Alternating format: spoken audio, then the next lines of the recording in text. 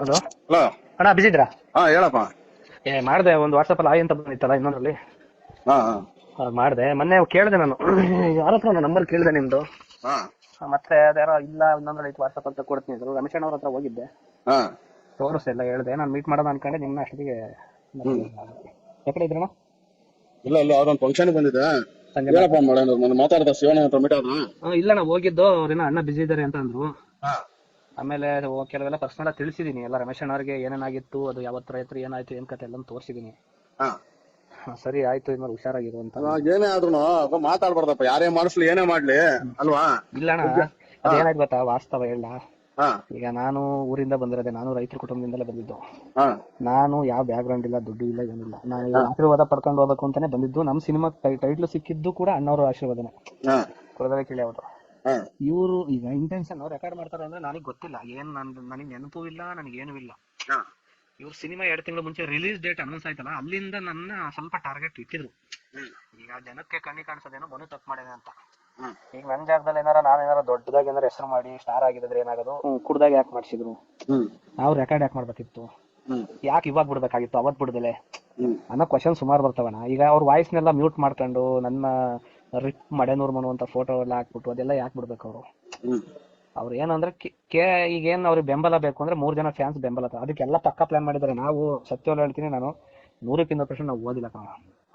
ಯಾರು ಕರೀತಾರೆ ಅಲ್ಲಿ ಹೋಯ್ತೀವಿ, ಹಿಂಗೆ ಹಳ್ಳಕ್ ಬಿದ್ದು ಬರ್ತೀವಿ. ನಾವು ಊರಲ್ಲಿ ವ್ಯವಸಾಯ ಮಾಡ್ಕೊಂಡು ಹಸುಗಳ ವ್ಯಾಪಾರ ಮಾಡ್ಕೊಂಡು ಇದ್ದವರು. ಇವತ್ತು ಬಂದು ಏನೋ ಒಂದು ಅವ್ರ ಆಶೀರ್ವಾದ ತಗೊಂಡು ಬೆಳೆಯೋಣ ಅಂತ ಅವ್ರ ಹತ್ರ ಹೇಳಿದೆ ಎಲ್ಲ.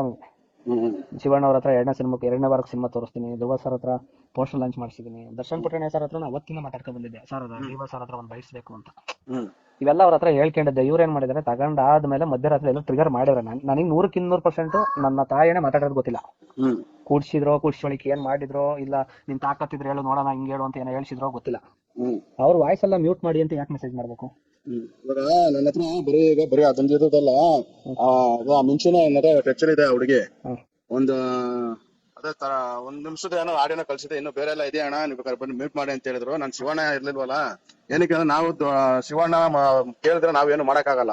ನಿಮ್ದೆಲ್ಲ ನೋಡಿದೀನಿ, ಎಲ್ಲ ಹೋರಾಟ ನೋಡಿದೀನಿ. ನಾನ್ ಫಸ್ಟ್ ಇದೆಲ್ಲ ಎಲ್ಲಾರು ಎನ್.ಆರ್. ರಮೇಶ್ ಅವರೆಲ್ಲ ಕಂಪ್ಲೇಂಟ್ ಕೊಡಕ್ ಮುಂಚೆನೆ ನಾನು ಆ ಹುಡುಗಿ ಜೊತೆ ಎಲ್ಲ ಆಡಿಯೋ ತಗೊಂಡು ಆ ಹುಡುಗಿ ಹೇಳಿರೋದಕ್ಕೆಲ್ಲ ಕರ್ಕೊಂಡು ನಾನು ಬರ್ತೀನಿ ಅಣ್ಣ, ನಿಮ್ಗೆ ಏನ್ ಬೇಕು ನಾನು ಇದ್ ಮಾಡ್ತೀನಿ ಅಂತ ಕಂಪ್ಲೇಂಟ್ ಮಾಡೋಣ ಅಂತಿದ್ದೆ. ಮಾರನೇ ದಿನ ಬೆಳಿಗ್ಗೆ ಹೋಗೋಣ ಅನ್ನೋಸತಿಗೆ ಎನ್.ಆರ್. ರಮೇಶ್ ಅವ್ರದ್ದು ಬಂತು, ಎಲ್ಲ ನಾವು ಮಾಡ್ತಾ ಇದೀವಿ ಅಂದ್ರೆ ದೊಡ್ಡವರು ಎನ್.ಆರ್. ರಮೇಶ್ ಅವ್ರು ಮಾಡ್ಬೇಕಾದ್ರೆ ನಾವು ಸಿಂಗಲ್ ಆಗಿ ಮಾಡೋದು ತಪ್ಪಾಗುತ್ತೆ ಅಂತ ಹೇಳ್ಬಿಟ್ಟು ಸರಿ ಅವ್ರ ಜೊತೆ ಸರಿ ಮಾಡೋಣ ಅಂತ ಹೇಳ್ಬಿಟ್ಟು ಇದ್ ಮಾಡಿದ್ರು. ಇವಾಗ ಏನ್ ಗೊತ್ತಾ ಮುಡಿನವರು, ಇವಾಗ ಏನ್ ಹೇಳ್ತೇನೆ ಕೇಳಿ. ಸಿನಿಮಾ ಚಿತ್ರರಂಗದಲ್ಲಿ ಇವಾಗ ಬೇಕು ಅಂತ ಹೇಳಿದ್ರು, ಬೇಡ ಅಂತ ಹೇಳಿದ್ರು, ಅದೆಲ್ಲ ಸೆಕೆಂಡ್ರಿ. ಇದು ಏನು ಅಂತಂದ್ರೆ ನಮ್ಗೆ ಈಗೂ ಹೇಳ್ತಾ ಹೆಂಗ್ ಕೇಳಿ, ಇವಾಗ ಏನೋ ತಪ್ಪಾಯ್ತು ಅದೇನೋ ಆಗ್ಬಿಡಿದೆ ಅಂತ ಹೇಳ್ತಾ ಇರೋದಕ್ಕೆ ಶಿವಣ್ಣ ಇವಾಗ ನಮ್ಗೆ ರಿಯಾಕ್ಟ್ ಮಾಡಿಲ್ಲ. ಏನು ನಮ್ ಶಿವಣ್ಣನ್ ದೊಡ್ಡ ಗುಣ ಏನು ಅಂತಂದ್ರೆ ಒಂದು ಅರ್ಥ ಮಾಡ್ಕೊಳ್ಳಿ, ಬೇರೆ ಇನ್ನೊಬ್ರು ಆಗಿದ ಅಂದ್ರೆ ಬೇರೆ ತರನೇ ಇದ್ ಮಾಡೋರು. ಅವ್ರು ನಮ್ ಶಿವಣ್ಣಂದು ಇದೆ ಅಂತಲ್ಲ, ಸುಮಾರು ಇದಕ್ಕೆಲ್ಲ ನಾನು ಹೇಳ್ತಾ ಇಲ್ಲ ಅಂತ ಕುಮಾರ್ ಬಂಗಾರಪ್ಪ ಅವ್ರನ್ನ ಬಿಟ್ಟಿರ್ಲಿಲ್ಲ ನಾನು. ಅದೇ ಅಣ್ಣವ್ರು ಅದಾಗ ಅಂದ್ರಂತೆ, ಮಗು ಇದೆ ತಾಯಿ ಇದೆ ಬೆಳೆ ಪಾಪ ಅವನೇನೋ ಅಂದವನು ಬಿಟ್ಬಿಡಿ ಅಂತ ಅಂದ್ರಂತೆ. ಈಗ ನಾನ್ ಕೇಳ್ಕೊಳ್ಳೋದು ನಿಮ್ಮ ಹತ್ರ ಒಂದೇ, ಎಲ್ಲ ಅಭಿಮಾನಿಗಳಿಗೆ ಕ್ಷಮಿಸಿ, ಮುಂದಿನ ದಿನಗಳಲ್ಲಿ ಈ ತರ ತಪ್ಪಾಗಲ್ಲ. ಆಮೇಲೆ ಇವತ್ತು ಕೂಡ ನಮ್ಮ ಮನೆಗೆ ಯಾವಾಗ್ಲೂ ಎನಿ ಟೈಮ್ ಬನ್ನಿ, ನಮ್ಮಲ್ಲಿ ಇವತ್ತು ಅಪ್ಪು ಶಿವಣ್ಣ ಅವ್ರದೇ ಫೋಟೋ ಇರೋದು. ನಾನು ಇವಾಗ ಇಟ್ಟಿರೋದಲ್ಲ, ಅವಾಗಿಂದನೂ ಐತಿ. ನಾವು ಆತರ ಮಾತಾಡೋರಲ್ಲ. ಬಟ್ ಅದೇನೋ ಈಗ ಅವರು ಕೇಸ್ ಕೊಟ್ಟಿರೋದು ಬೇರೆ. ಇದ್ರ ಬಗ್ಗೆ ಯಾಕೆ ಫೋರ್ಸ್ ಮಾಡಿ ಹೇಳ್ತಾರೆ ಅಂದ್ರೆ ಅದು ಉದ್ದೇಶಪೂರ್ವಕ, ಬೇರೆ ಏನು ಇರಲ್ಲ. ಇದು ಮನುದಯ ಬಿಡಬೇಡಿ ಅಂದ್ರೆ ಅರ್ಥ ಏನು? ಈಗ ಅದ್ರ ಬದಲು ಆಯ್ತು ಬಾರಪ್ಪ, ನಾವು ಆಡಿಯೋ ವಿಡಿಯೋ ಕಂಪ್ನಿ ಯಾವ್ದು ಮಾಡಿಲ್ಲ ಕಾರಣ, ನನ್ನ ಬದುಕು ಕಲೆ ನಂಬಿಕೆ ಬಂದಿದ್ದೀನಿ. ಈಗ ಇವರು ಬದುಕ್ಬೇಕಪ್ಪ, ನಮ್ಗೂ ಕೇಳ್ಕೊಳ್ಳೋದು ಒಂದೇ ಅಣ್ಣ, ತಪ್ಪ ನಾನು ಅಪ್ಪಟ ಕನ್ನಡಿಗ, ಅಪ್ಪಟ ರೈತ. ನಾನು ಎಲ್ಲರ ನೇರ್ಲ ಮೇಲೆ ಇಟ್ಕೊಂಡು ಫೋಟೋ ತೆಗೆದು ಹಾಕನಲ್ಲ. ಇವತ್ತು ಬೆಳಗ್ಗೆ 6 ಗಂಟೆಗೆ ಎತ್ತು ಕಟ್ಟಿದ್ರೆ 9 ಗಂಟೆಗೆ 1 ಎಕರೆ ಹೊಲ ಉಳೋದು ನಾನು. ನನಗೆ ಒಂದು ನಿಮ್ಮ ಆಶೀರ್ವಾದ ಬೇಕಾಗಿರೋದು. ನಾನು 2-3 ತಿಂಗಳು ಬಿಟ್ಟು ನೀವೆಲ್ಲ ಅಪ್ಪಣೆ ಕೊಟ್ರೆ ಸಿನಿಮಾನ ರಿಲೀಸ್ ಮಾಡ್ತೀನಿ, ಎಲ್ಲರದ್ದು ಆಶೀರ್ವಾದ ತಗೊಂಡು ಒಂದು ಕನ್ನಡ ಸಿನಿಮಾ. ದಯಮಾಡಿ ಸಪೋರ್ಟ್ ಮಾಡಿ. ಅಭಿಮಾನಿಗಳು ನಮ್ಗೇನಿಲ್ಲಪ್ಪ, ನಮ್ಗೆ ದೊಡ್ಡ ಮನೆ ನಮ್ ಶಿವಣ್ಣ ಏನ್ ಹೇಳ್ತಾರೆ, ಆ ಶಿವಣ್ಣನ ಆಶೀರ್ವಾದ ಸಿಕ್ಬಿಟ್ರೆ ನಿಮ್ಗೆಲ್ಲ ಅಭಿಮಾನಿಗಳ ಆಶೀರ್ವಾದ ಸಿಕ್ತು. ಏನು ಲೆಕ್ಕಕ್ಕೆ ತಗೊಂಬೇಡಿ ನೀವು. ನಮ್ಗೆ ಶಿವಣ್ಣ ಅವ್ರು ಕೇಳ್ಕೊಂಡೆ ಮಾಡ್ತೀನಿ. ಬಟ್ ಆಮೇಲೆ ನನಗೊಂದು ಸಿನಿಮಾ ಏನ್ ಗೊತ್ತಾ, ಕನ್ನಡ ಸಿನಿಮಾನ ನಾವ್ ಯಾವ್ಯಾವ ಭಾಷೆನೋ ನಾವ್ ಇದ್ ಮಾಡ್ತೀವಿ, ನಮ್ಗೊಂದು ಕನ್ನಡ ಸಿನಿಮಾ ಒಂದ್ ಇದ್ ಮಾಡ್ಬಿಡೋಣ ಕಣ. ಯಾಕಂದ್ರೆ ಸಿನಿಮಾ ಟಾರ್ಗೆಟ್ ಇತ್ತೆ, ಹಂಗಾಯ್ತು. ಸಿನಿಮಾ ಇಲ್ಲ ಅಂದ್ರೆ ಈ ಟೈಮಲ್ಲಿ ಬಿಟ್ಟಿದ್ರು ನಾನು ಬುಡಪ್ಪ ಹೋಗಿ ಏನೋ ಒಂದ್ ಮಾಡಿದಾರೆ ಅನ್ಬೋದಿತ್ತು. ಸಿನಿಮಾ ಟೈಮಲ್ಲಿ ಬಿಟ್ರಲ್ಲ, ಅದು ಪ್ರೊಡ್ಯೂಸರ್ ಡೈರೆಕ್ಟರ್ ಎಲ್ಲಾರು ಫುಲ್ ಪರಂಪರೆ ಹೋಗ್ಬಿಡ್ತು. ಅದಕ್ಕಾಗಿ ಇರ್ಲಿ ಅಣ್ಣ, ಒಬ್ಬ ಚಿಕ್ಕ ಹುಡುಗ, ಕ್ಷಮಿಸಿ ದಯಮಾಡಿ, ನಾನು ಪರ್ಸನಲ್ ಆಗಿ ಕೇಳ್ಕೊತೀನಿ. ಶಿವಣ್ಣವ್ರ ಹತ್ರ ಆದಷ್ಟು ಬೇಗ ನಾನು ಮೀಟ್ ಮಾಡೋ ಇದು ಮಾಡ್ತಾ ಇದೀನಿ. ಬಹಿರಂಗವಾಗಿ ಕ್ಷಮೆ ಕೇಳಿದೀನಿ. ಅವ್ನು ಕನ್ನಡದ ಹುಡುಗ, ಒಂದ್ ಸತಿ ಕ್ಷಮಿಸಿ. ಬದಲಾಗ್ತೀನಿ. ಬದಲಾದ್ರೆ ನಾನಂತೂ ನೋಡಿ ನೀವೇ ಅಂತೀರಾ ಹುಡುಗ ಒಂದ್ ಎಲ್ಲ ನಮ್ಗೂ ಹೇಳ್ತೀನಿ ಕೇಳಿ, ಕನ್ನಡ ಚಿತ್ರರಂಗದಲ್ಲಿ ಹೊಸ ಹೊಸ ನಾಯಕ ನಟರು ಬೇಕು ಮನು ಇವಾಗೆಲ್ಲ. ಕರೆಕ್ಟ್ ಅಣ್ಣ, ಕರೆಕ್ಟ್. ಅರ್ಥ ಮಾಡ್ಕೊಳ್ಳಿ, ಈಗ ಚಿತ್ರರಂಗ ಹೊಸ ಬೆಳೆದ್ರೇನೆ ನಮ್ ಕನ್ನಡ ಚಿತ್ರರಂಗ ಉದ್ಧಾರ ಆಗಕ್ಕಾಗೋದು. ಆಕ್ಚುಲಿ ನಿಮ್ಮನ್ನ ಸಿನಿಮಾ ಸ್ಟಾರ್ಟ್ ಆಗಿಂತ ಮುಂಚೆನೆ ನಿಮ್ಮನ್ನ ಮೀಟ್ ಮಾಡೋಣ ಅನ್ಕೊಂಡಿದ್ದೆ. ಯಾಕೆಂದ್ರೆ ನೀವು ಎಲ್ಲಾ ಸಿನಿಮಾಕ್ಕೂ ಹೋಗ್ತೀರಾ, ರಿವ್ಯೂ ಕೊಡ್ತೀರಾ, ಕನ್ನಡ ಸಿನಿಮಾಗೆ ತುಂಬಾ ಅಂದ್ರೆ ಸಂಘಟನೆಗಳೆಲ್ಲ ಕರ್ಕೊಂಡು ಸಿನಿಮಾ ಸಪೋರ್ಟ್ ಮಾಡ್ತಿರಲ್ಲ, ಅದ್ ನಂಗೆ ತುಂಬಾ ಇಷ್ಟ. ಆಕ್ಚುಲಿ ನಾನು ನಿಮ್ ನಂಬರ್ ಇರ್ಲಿಲ್ಲ ಅವಾಗ, ಇದ್ ಮಾಡೋಣ ಇಲ್ಲ. ಯಾರು ಕೊಟ್ರು ನನ್ನ ನಂಬರ್ ನಿಮ್ಗೆ? ನೀವೇ ವಾಟ್ಸ್ಆಪ್ ಅಲ್ಲಿ ಒಂದು ಆಯ್ ಹಾಕಿದ್ರಲ್ಲ ಇನ್ನೊಂದು ನಿಮ್ದು ಹಳೆ ನಂಬರ್ ಅದೇ ಮಾಡ್ತಾ ಇದ್ರೆ ಸ್ವಿಚ್ ಆಫ್ ವಾಟ್ಸ್ಆಪ್ ಕಾಲ್ ಮಾಡಿದ್ರು ಎತ್ತಾ ಇರ್ಲಿಲ್ಲ. ಅದೇ ನೋಡ್ತಾ ಇದ್ದೇನೆ. ಇಲ್ಲಿ ಅಣ್ಣ ಸಿಗ್ತೀನಣ್ಣ ಆದಷ್ಟು ಬೇಗ. ನೋಡಿ ಇನ್ಮೇಲೆ ಬದಲಾಗ್ತೀನಿ, ನೀವೇ ಹೇಳ್ತೀರಾ. ಬದಲಾಗೆ ದಯವಿಟ್ಟು ಹೇಳ್ತಾ ಇಲ್ವಾ ಶಿವಣ್ಣ, ನಾನು ಇವಾಗ ಹೇಳ್ತಾ ಇಲ್ವಾ ನೀವು ಇದನ್ನ ಬೇಕಾದ್ರೆ ನೀವು ಹೇಳಿರೋದನ್ನ ಇವಾಗ ನಾನು ನಮ್ಮೆಲ್ಲಾ ಗ್ರೂಪ್ಗೆ, ಅಣ್ಣವ್ರ ಕುಟುಂಬದ ಗ್ರೂಪ್ಗೆ ಎಲ್ಲಾನಿದೆ, ಮನೋರು ತಪ್ಪಾಗಿದೆ ಅಂತ ಕೇಳಿದಾರೆ ಅಂತ ಅದನ್ನ ರೆಕಾರ್ಡಿಂಗ್ ಬಿಡ್ತೀನಿ, ಎಲ್ಲ ಅಭಿಮಾನಿಗಳು ತಿಳಿಸ್ತೀನಿ. ಶಿವಣ್ಣನ ಹತ್ರ ದಯವಿಟ್ಟು ಹೋಗಿ ಶಿವಣ್ಣನ ಹತ್ರ ಫಸ್ಟ್ ನೀವು ತಪ್ಪಾಯ್ತು ಅಂತ ಕೇಳ್ಬೇಕು.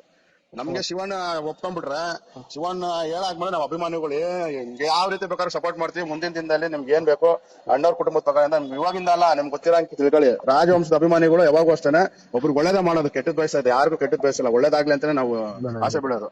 ಇಲ್ಲ ಅದನ್ನೇ ಹೇಳಿದ್ರು ಮಿಷನರು, ಅದನ್ನೇ ಹೇಳಿದ್ರು. ಬಿಡಪ್ಪ ನಾನು ಹೇಳ್ತೀನಿ, ಮಾತಾಡ್ತೀನಿ ಅಂತ ಹೇಳಿದ್ದಾರೆ. ಅದಕ್ಕೆ ನಾನು ಒಂದ್ಸತಿ ನಿಮ್ಮ ಹತ್ರ ಮಾತಾಡೋಣ ಅನ್ಬಿಟ್ಟು ಇದ್ ಮಾಡಿದೆ.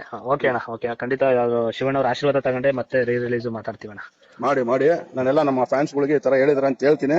ನಮ್ ಫ್ಯಾನ್ಸ್ ಗಳಿಗೂ ಎಲ್ಲ ಸುಮಾರು ಜನ ಹೋಗೋಣ ಅಂತ ಹೇಳಿ ಬಂದಾದ್ಮೇಲೆ ಕ್ಲಿಯರ್ ಆದ್ಮೇಲೆ ಅಣ್ಣವ್ರ ಸಮಾಧಿ ಹತ್ರ ಹೋಗಿ ಒಂದು ಹೂವಿನ ಹಾಕಿ ಒಂದು ಇದ್ ಮಾಡಿ ಒಂದು ಪೂಜೆ ಮಾಡೋಣ. ಒಂದು ಹೊಸ ಜರ್ನಿ ನೀವೆಲ್ಲ ಒಂದ್ ಕೊಟ್ರೆ ಒಂದು ಹೊಸ ಬದುಕು ಸ್ಟಾರ್ಟ್ ಮಾಡ್ತೀವಿ. ಮಾಡೋಣ. ಇನ್ಮೇಲೆ ಹುಷಾರಾಗಿ ಹೇಳ್ತಲ್ವಾ, ದುಷ್ಟರಿಂದ ದೂರ ಇರಿ.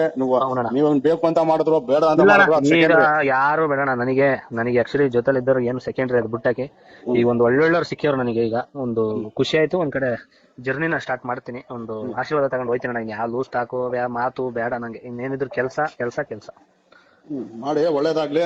ಶಿವಣ್ಣನ ಹತ್ರ ಫಸ್ಟ್ ಅದೊಂದು ಇದ್ ಮಾಡ್ಕೊಂಡು ಇದ್ ಮಾಡಿ, ಆಮೇಲೆ ನಮ್ ಸಪೋರ್ಟ್ ಏನಿದ್ರು ಇದ್ದೇ ಇರುತ್ತೆ. ಸರಿ ಅಣ್ಣ.